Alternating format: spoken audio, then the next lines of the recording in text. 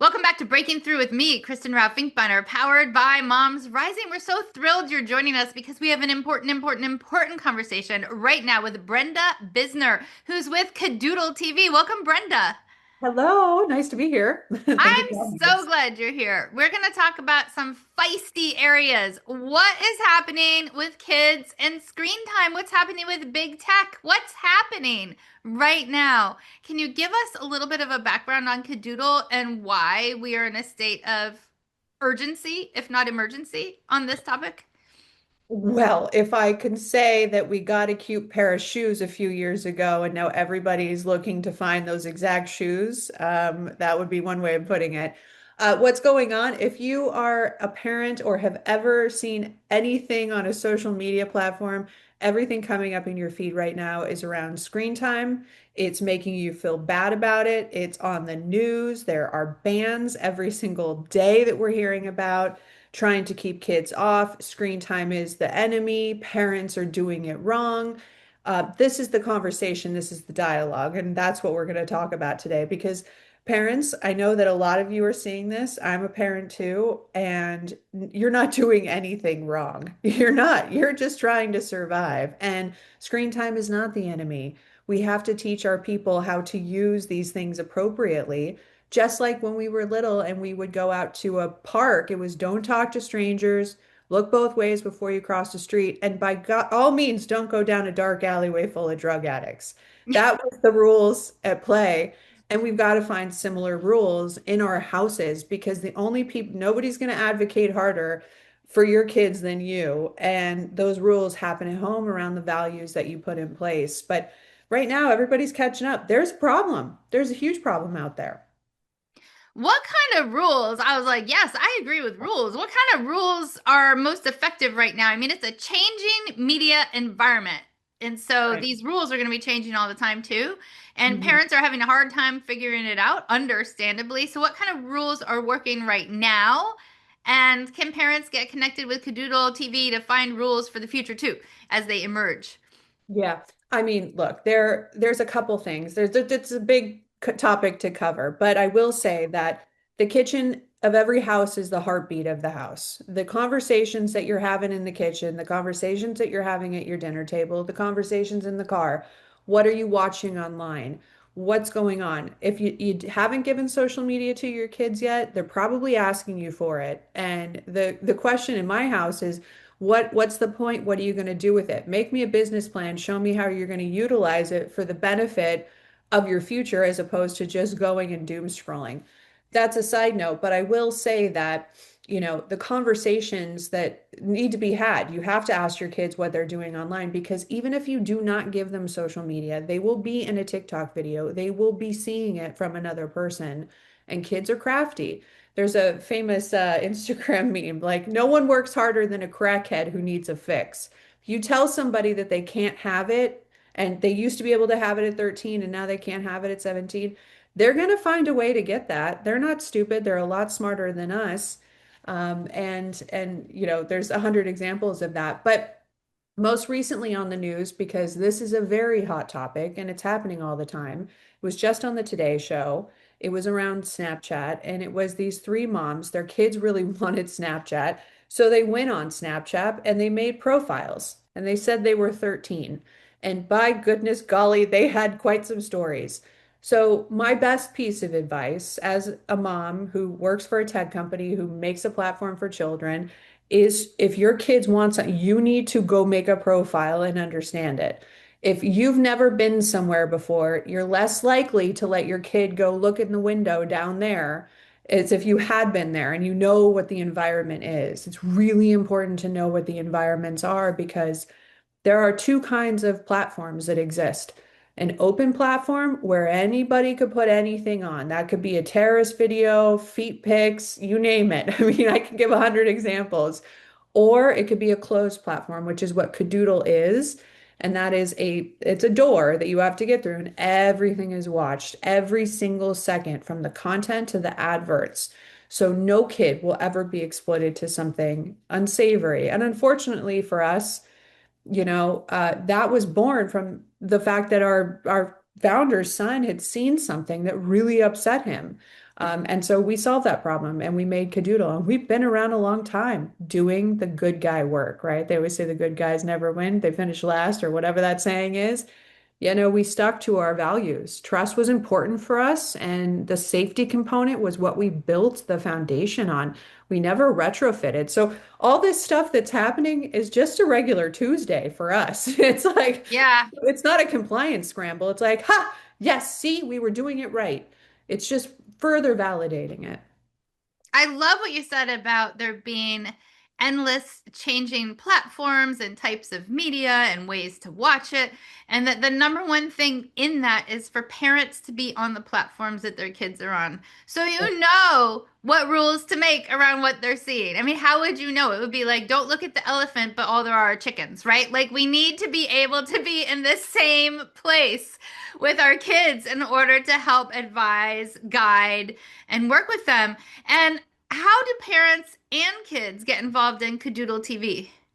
Well, first of all, for parents, we're a parenting solution, right? We understand the parenting struggle. And as a company, our company is called A Parent Media Company. And the whole thing was we were going to have many babies.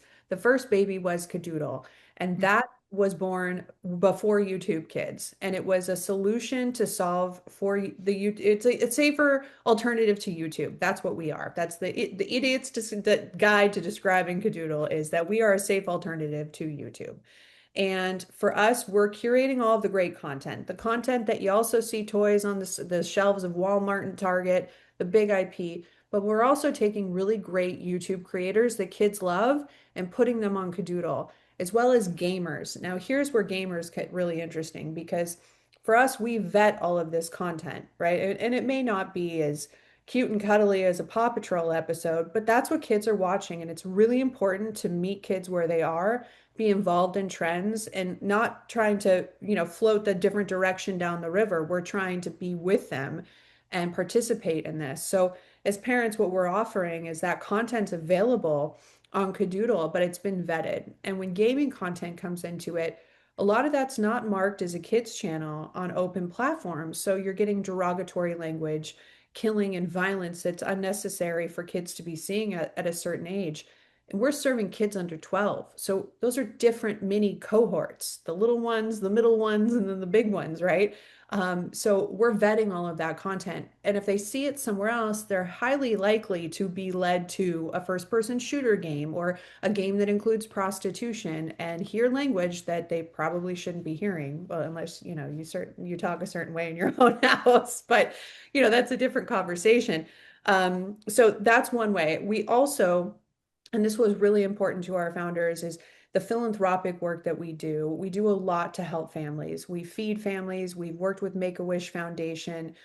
We do big donations to education. So we have something called Teachers Corner that's available in schools where YouTube is not allowed to be there. So we're really trying to give back to our communities, and we want to hear from parents. We have a very active parent audience because these early years, parents are involved. And yeah, we have parental controls, and that's a really big deal. And ours are really, really great. And we have studies around how great they are. But there's two kinds of parents, the kind of parent that's going to make a parental control for their kid and the one who's not. And even if you do, and there's no right or wrong on that. I just want to say that. But even if you do, there comes a point where your kid's going to figure out how to hack the system. My Netflix has 5 different accounts because the algorithm is different on those other accounts, and then she'll erase those and set up new ones. So you can stay ahead of the game so much, but at the same time, we want our parents involved. We want to hear the stories. We're very open and active. You can communicate. We're all connected to a child in some way. And the work we do really matters to us. And it's 24/7, it's not glamorous work. The people who vet the content, they're the pride and joy. They watch every second and they take it seriously because if they miss something, they know the repercussions that that could have. So yeah, we may be a little slower to get a show aired, but we're going to get the show aired and it's going to be nice and clean. There's no chance you're going to get an infection from the sheets in the hotel room. Yeah. What types of content is the most popular on Cadoodle? A lot of the YouTube content that I mentioned, we have some of the biggest YouTube creators that are out there on YouTube making, really have really big audiences and make lots and lots of money. So that could be like Nastia, a huge brand. We have Lively Lewis Show, another really big, really great YouTube family. They work together with their kids. And when we're looking at these creators who have their kids involved, we want to understand more about that relationship. How are those dynamics? Are there's children wanting to participate in the work that's being done, or is it something that they feel like they have to do? Because during COVID, before the FTC ban on YouTube for violating the Children's Online Privacy Protection Act, a lot of these kids and families were making, 40 million bucks a year and mom had a new Range Rover, and that's awesome. But, they were targeting children and that was not appropriate. And really the rules around are these kids okay started to be a big conversation that was coming up. So that's something we really vet very thoroughly. The gaming content, some of our highest, the Roblox gamers, Minecraft, Nintendo ambassadors, a lot of that content does really well. There's a new drop of a game coming out. We have that content, and that's like tricks and fun facts on how to do better in the game. Kids love that. It's mind-numbing content sometimes for a parent who's never played it, but it's really interesting for them. And then you got the big brands from your SpongeBob to your Barbie to your Thomas the Tank to Paw Patrol, Ryan's World, another great YouTube brand as well.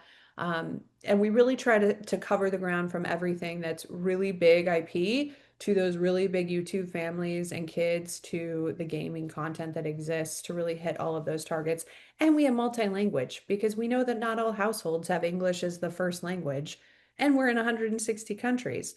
So, it's not just you can only find it here. And the best part is we're free. There's no barrier to entry. So no matter where you are, you can access it and it's not another cost to you.